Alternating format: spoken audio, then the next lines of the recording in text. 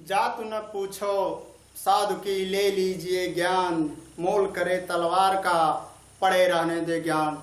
नमस्कार दोस्तों, मैं शशिकांत सर विद्यापुर चैनल में आप लोगों का हार्दिक स्वागत अभिनंदन वंदन करता हूं। और पढ़ाई के अगले क्रम में पिछली बार हम लोग चर्चा किए थे स्वर के बारे में, और स्वर के बारे में अच्छी तरह समझे थे, ठीक है। और उसका एक चार्ट जो सबसे बेहद परीक्षा के दृष्टि से बहुत ही इम्पॉर्टेंट होता है, उस स्वर का मैं चार्ट आप लोगों के सामने रखा हूँ। आप लोग इसका स्क्रीनशॉट ले लीजिए, फिर आगे मैं चर्चा करता हूँ।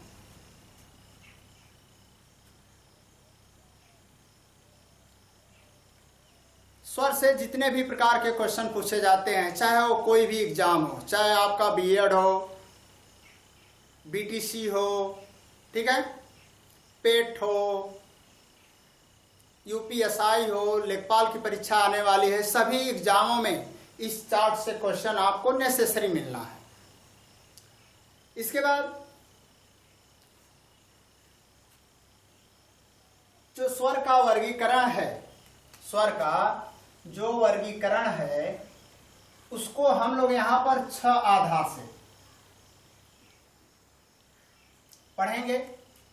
उत्पत्ति के आधार पर, मात्रा के आधार पर और उच्चारण और जीव के आधार पर हम लोग पिछली वीडियो में उसका अध्ययन कर लिए हैं।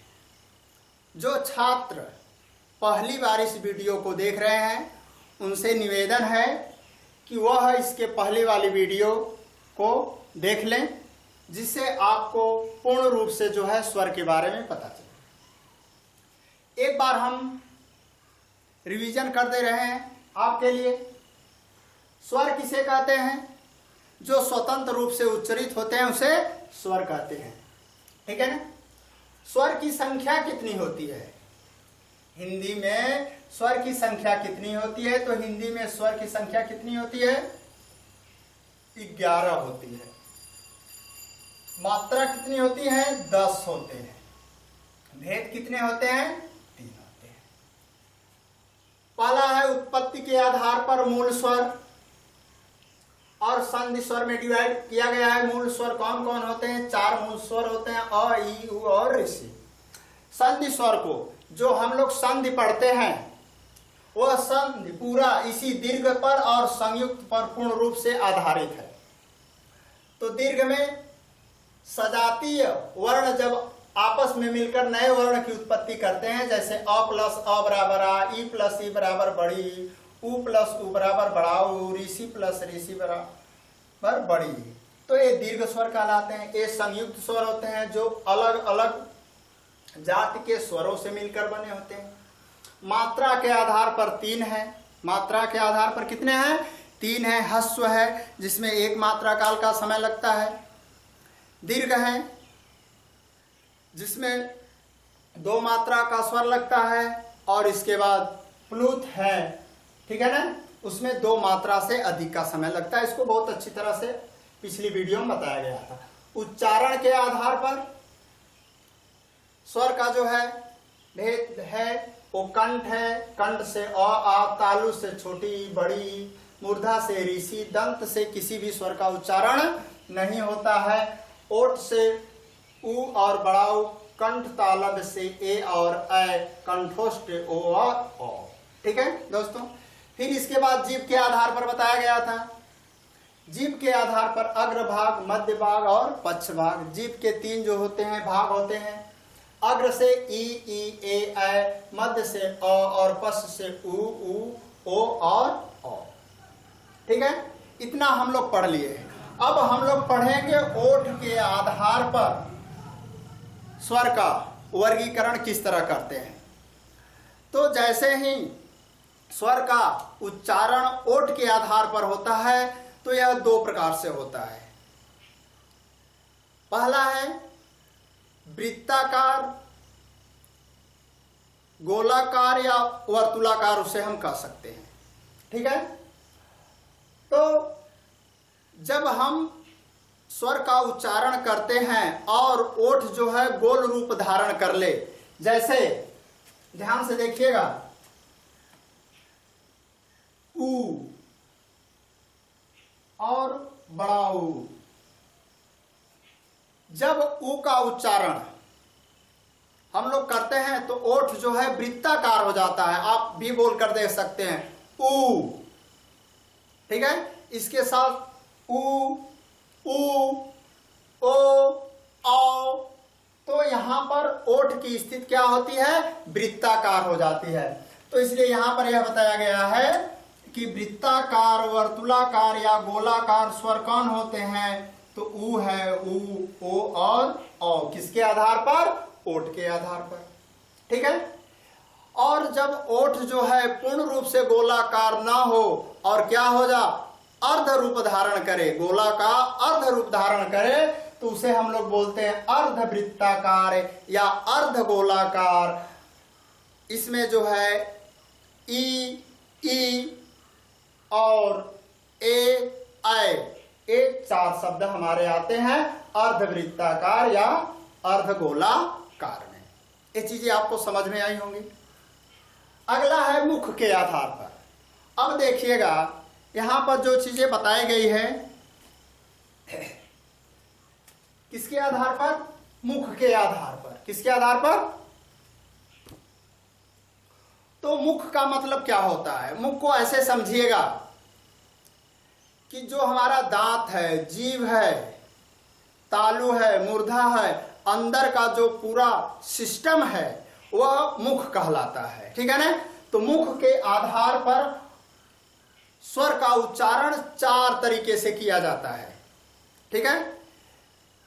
कुछ ऐसे स्वर होते हैं जिनको बोलने के लिए मुख जो है पूरा खुल जाता है।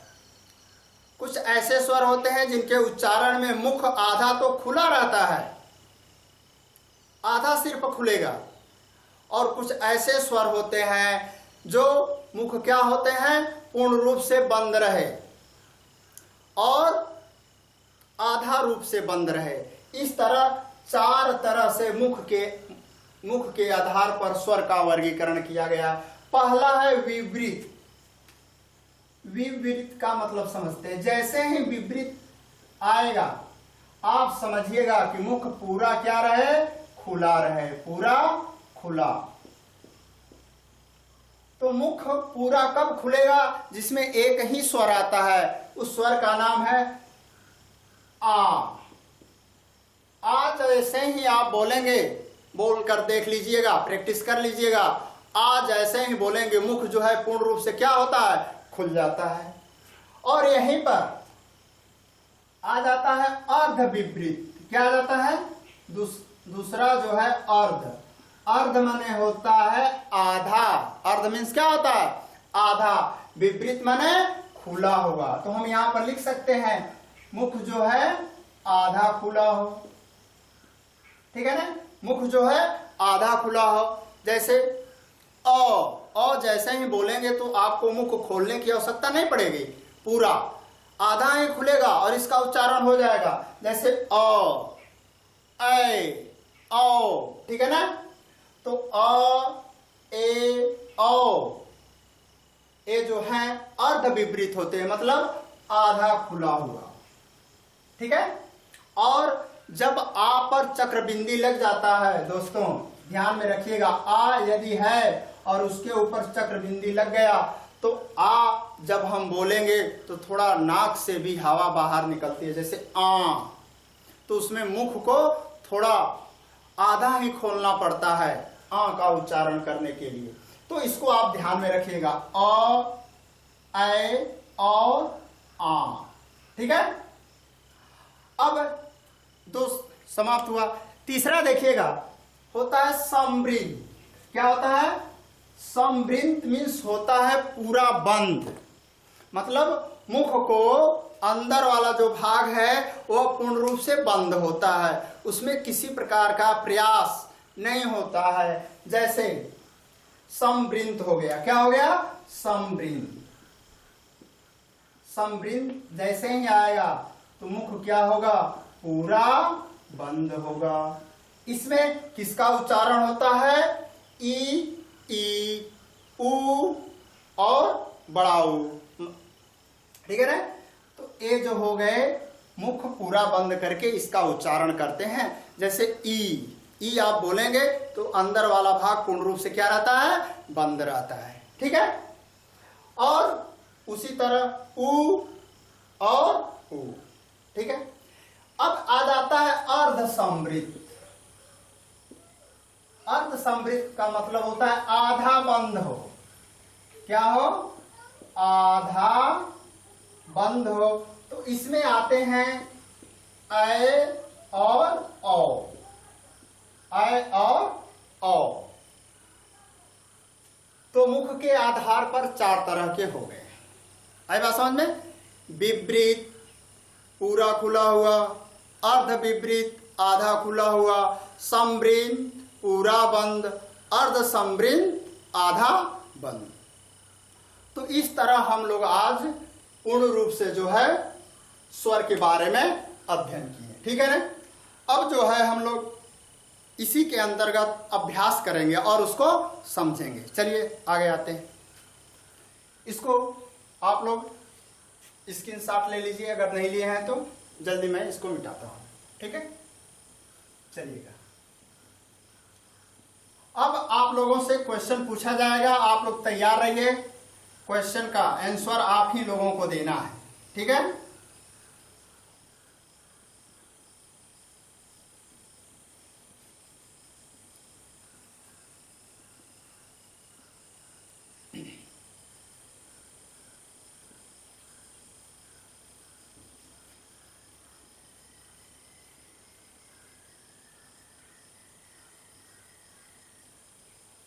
चलिएगा। जो हम लोग स्वर के बारे में पढ़े हैं सबका रिवीजन जो है क्वेश्चन के आधार पर करते हैं, और यही जो है हमारे परीक्षा के लिए बहुत ही बेहद इंपॉर्टेंट है। ठीक है। चलिएगा। पहला क्वेश्चन है, बताइएगा आप सभी लोग, हिंदी में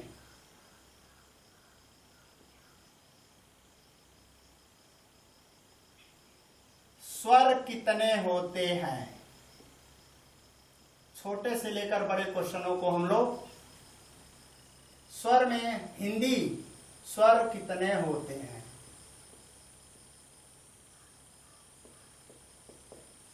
आंसर कितने होते हैं, 11 होते हैं।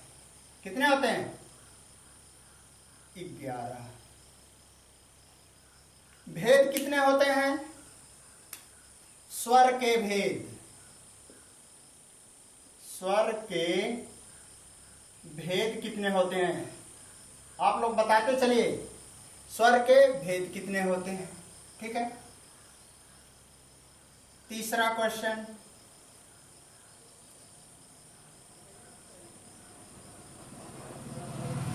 कौन सा स्वर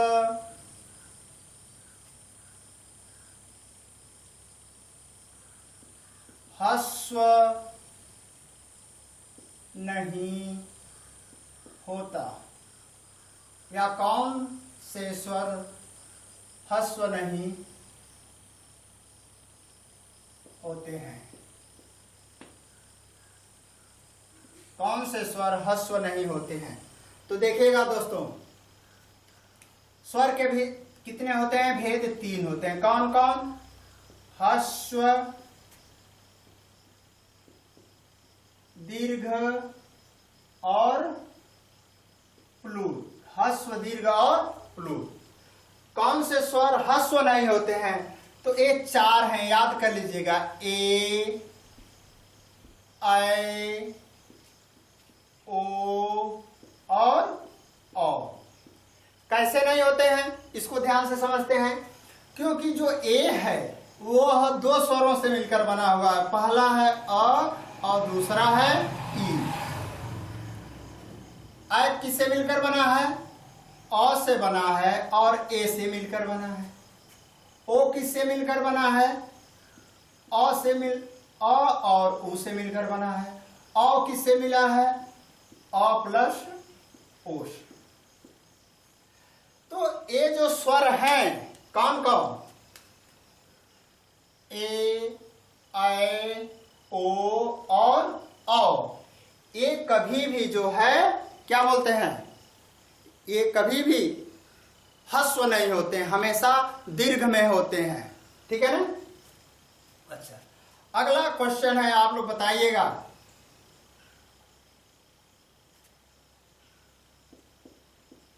कौन सा स्वर दीर्घ है? कौन सा स्वर क्या है, दीर्घ है? ऑप्शन में आपको मिला है आ, ए, ऐ, ओ, पहला, दूसरा, तीसरा और चौथा। एक ऑप्शन और दे दे रहा हूं, इसमें से कोई नहीं, इसमें से कोई नहीं। बताइएगा जल्दी। तो देखते हैं, हम लोग बताए थे मूल स्वर जब पढ़ रहे थे, आ जो होता है वो क्या होता है, दीर्घ होता है। यहां पर एक बात बहुत ध्यान से समझिएगा, आ क्या होता है, दीर्घ होता है। ऐ, ए, ऐ और ओ, इस सबको हमने बताया था संयुक्त स्वर। क्या बताया था, संयुक्त स्वर। तो आप एक सामान्य दृष्टि से देखेंगे तो सभी के सभी दीर्घ हैं, लेकिन वास्तविक रूप से देखा जा तो आ क्या है, आ जो है क्या है, वह दीर्घ है, और ये मूल रूप से क्या है, संयुक्त है। तो सभी संयुक्त स्वर, ध्यान से देखिएगा, हमारी बात समझिएगा, सभी संयुक्त स्वर दीर्घ हो सकते हैं।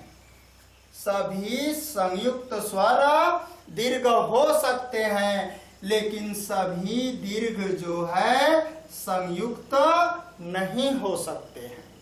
इसलिए हमारा ऑप्शन क्या सही होगा, आ। ठीक है, अगला क्वेश्चन आते हैं।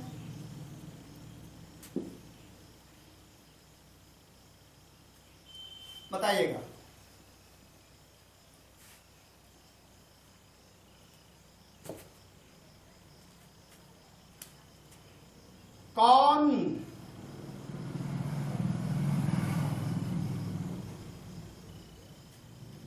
कौन सा स्वर नीरा,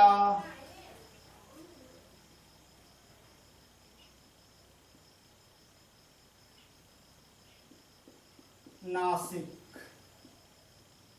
निरानुनासिक होते हैं? कौन से स्वर निरानुनासिक? ठीक है ना। तो इसका आंसर होगा कि सभी स्वर, सभी स्वर क्या होते हैं, निरानुनासिक होते हैं। निरानुनासिक मीन्स जिन स्वरों का उच्चारण करते समय मुख से ध्वनि निकले उन्हें निरानुनासिक स्वर कहते हैं। तो इसमें आपका आ जाएगा अ, ई, बड़ी ई, इसी तरह औ तक सभी स्वर आ जाएंगे। ठीक है। पूछा जाएगा कौन से स्वर अनुनासिक होते हैं? अनुनासिक स्वर, अनुनासिक स्वर। अनुनासिक स्वर ऐसे स्वर जिनका उच्चारण करते समय, क्या करते समय, उच्चारण करते समय मुख के साथ साथ नाक से भी हवा निकले, उसे क्या कहेंगे हम लोग? अनुनासिक स्वर कहते हैं। क्या कहते हैं? अनुनासिक स्वर। तो समझिएगा, जैसे आ लिख दिया गया, इसके ऊपर चक्रबिंदी लग गया, ई लिख दिया गया, ई जैसे ही बोलेंगे तो ऐसे जितने भी स्वर हैं, अगर उन स्वरों के ऊपर क्या लग जा? चक्रबिंदी लग जा, तो समझिएगा वह कैसे स्वर होंगे? अनुनासिक स्वर हो गए। ठीक है, आगे आते हैं।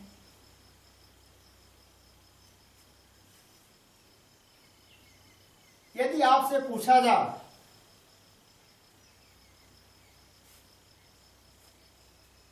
जीभ के आधार पर, किसके आधार पर बताइएगा? अभी आप लोग पढ़े हैं, जीभ के आधार पर, जीभ के आधार पर ई का उच्चारण किस भाग से होता है? ई का उच्चारण किस भाग से होता है? किस भाग से होता है बताइएगा जल्दी। तो ई का उच्चारण किससे होता है? ई का उच्चारण जो है अग्र भाग से होता है। किससे होता है? अग्र भाग से। ठीक है ना? किससे होता है? अग्र भाग से होता है। तो इस तरह अनेक प्रकार के, जितने भी प्रकार के क्वेश्चन आपको परीक्षा में देखने को मिलेंगे, वो सभी हमारे इस चार्ट से पूर्णतः आपको मिल जाएंगे। तो ये जो चार्ट अभी मैंने प्रस्तुत किया है, उसको बढ़िया से पढ़ लीजिएगा, उसको लिख कर रख लीजिएगा, एक नोट्स बना लीजिएगा, और आपको दोबारा जो है स्वर पढ़ने की आवश्यकता नहीं होगी। ठीक है दोस्तों, तो ठीक है, मैं यहीं पर इस वीडियो को रोकता हूँ। ठीक है, और फिर अगले वीडियो में हम लोग शुरू से व्यंजन के बारे में पढ़ेंगे और उसको समझेंगे। ठीक है, अपना ख्याल रखिएगा और मेहनत से पढ़िएगा, क्योंकि अब बस परीक्षाओं के डेट आ चुके हैं या आने वाले हैं। ठीक है, तो इसी के साथ हम आपसे विदा लेते हैं। जय हिंद, जय भारत।